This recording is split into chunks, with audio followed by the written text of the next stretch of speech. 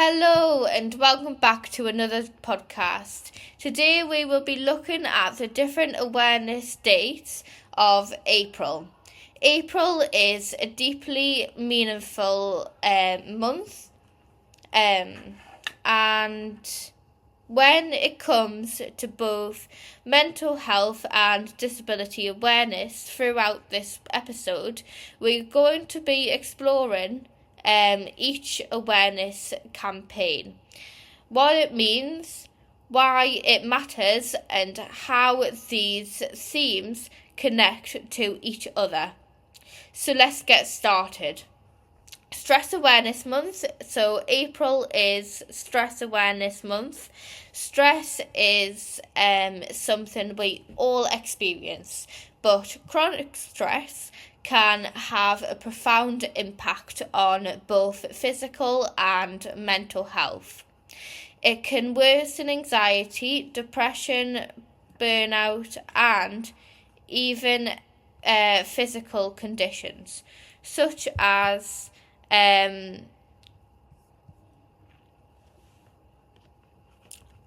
can't even say this word. Autoimmune disorders or neurological illnesses for disabled people and people living with long-term health conditions. Stress can be amplified by medical uncertainty, accessibility barriers, financial strain, social stigma, workplace discrimination. Stress is the body staying in survival mode for too long. This month encourages us to recognise our stress triggers, learn healthy coping strategies, rest without guilt, and seek support without shame. And there's World Autism Acceptance Month. So April is also World Autism Acceptance Month. Autism is a neurodevelopmental difference, and mental health is closely linked here. Many autistic individuals experience anxiety, depression, or burnout, often because they are navigating environments not designed for them. True inclusion improves mental health outcomes. World Braille Day, April the 7th. On April the 7th, we recognise World Braille Day. So Braille is more than reading systems. It can represent access, independence, and dignity for blind and visually impaired individuals.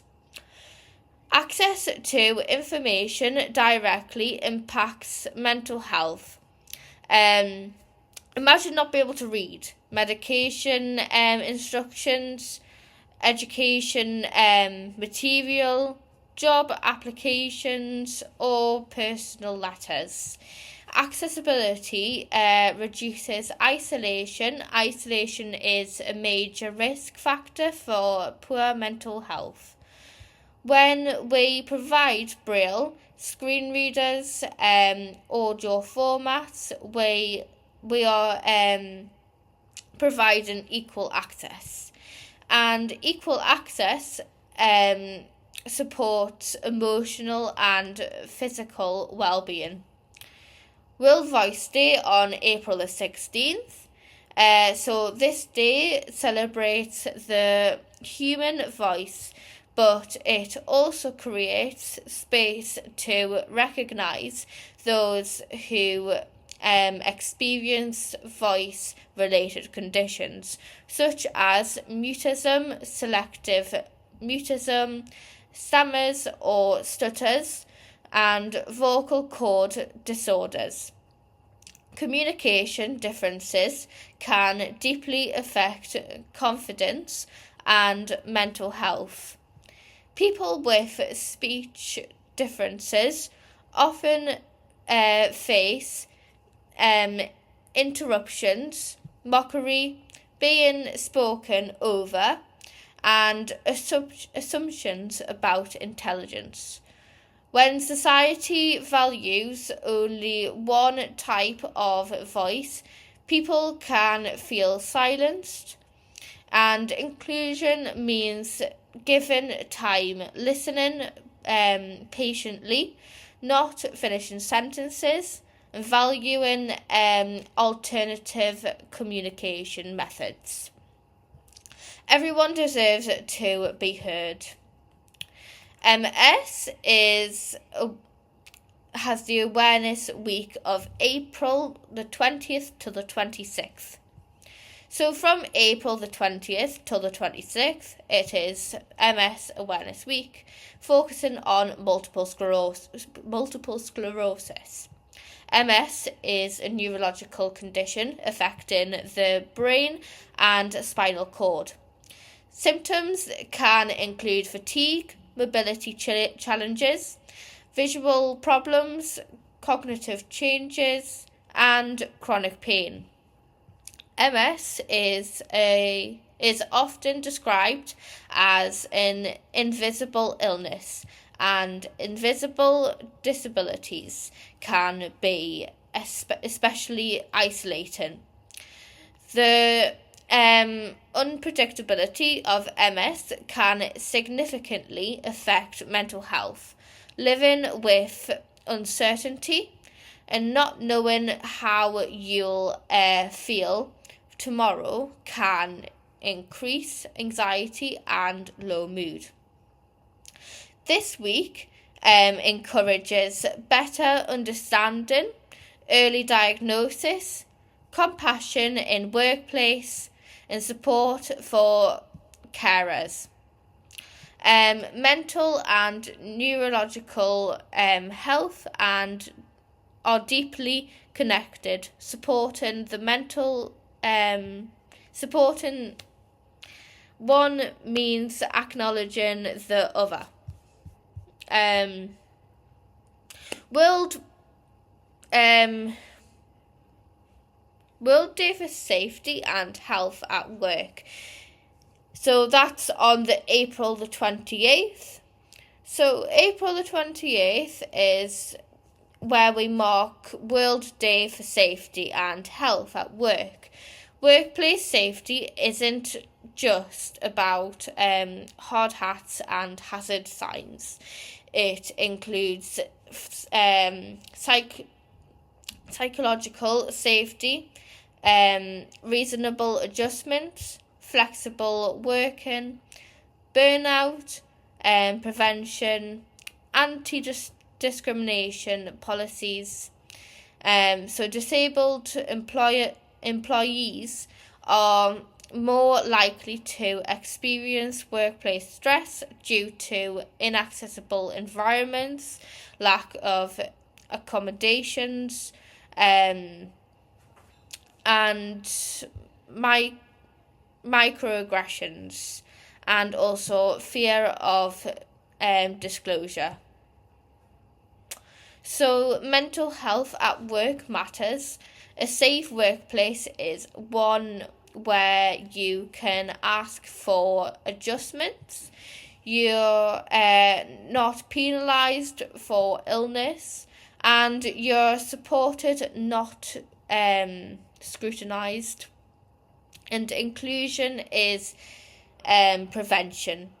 So Mental Health Awareness Weeks in April is, although Mental Health Awareness Week is often recognised in May in some countries, April continues the broader conversation around mental health. Mental health does not exist in isolation from disability. Living with disability can affect mental health due to chronic pain, social exclusion, systematic barriers, and financial stress. At the same time, mental health conditions themselves can be disabling. We must move away from the idea that physical health and mental health are separate systems. They are intertwined. Breaking stigma means open conversations, representation, policy changes, and compassion in everyday interactions. So on April the 30th is International Guide Dog Day.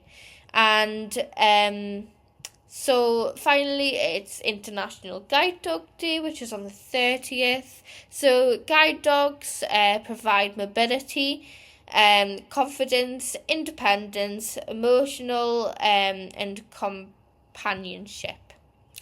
But this day also highlights accessibility rights. People with guide dogs still face access refusal, public misunderstanding, intrusive questions. Respect means not distracting working dogs, understanding access laws, and advocating for inclusive spaces. Independence directly impacts mental well-being. As we've seen today, April's awareness themes are not separate. Stress, autism, Braille, voice, MS, workplace safety, mental health, guide dogs, they all connect through one central idea: access, dignity, inclusion. When environments are inclusive, stress reduces, mental health improves, independence grows, communities strengthen. Awareness is the first step. Action is the next step. So this April, I encourage you to learn from lived experience, voices,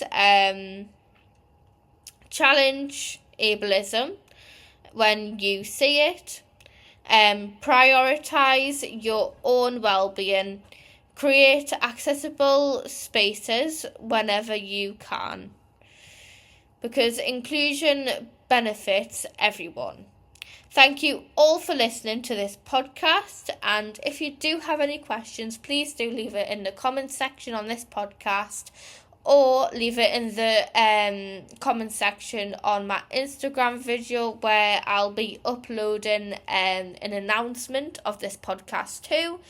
Or if you want it more private, you can direct message me on Instagram, or you can email me at healthvision216@gmail.com. Thank you all for listening, and I hope you found this useful. Thank you, and I'll see you all later. Bye.